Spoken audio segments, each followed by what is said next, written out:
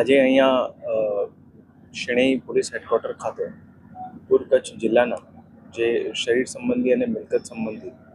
છેલ્લા 4-5 વર્ષ દરમિયાન જે બનાવો બનેલ છે અને એમાં જે આરોપી સંકળાયેલા છે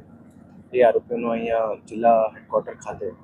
એક ઇન્ટ્રોગેશન રાખવામાં આવેલું હતું અને એની સાથે સાથે એ લોકોને ખાસ સમજ પણ કરવામાં આવી છે કે ફરીથી ક્રાઇમની સાથે સંકળાય નહીં અને નહીં સંકળાય તો એમના પરિવાર અને એમનું સમાજને પણ જે છે અને ઓવરઓલ આખા આપણે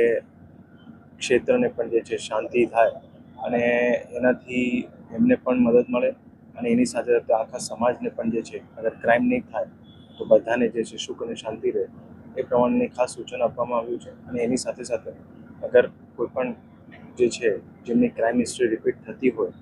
તો એમના વિરુદ્ધમાં કાયદાકીય રીતે જે બેસ્ટ અવેલેબલ ઓપ્શન્સ છે એ પ્રમાણે બધી કાર્યવાહી જે છે જિલ્લા પોલીસ દ્વારા કરવામાં આવશે.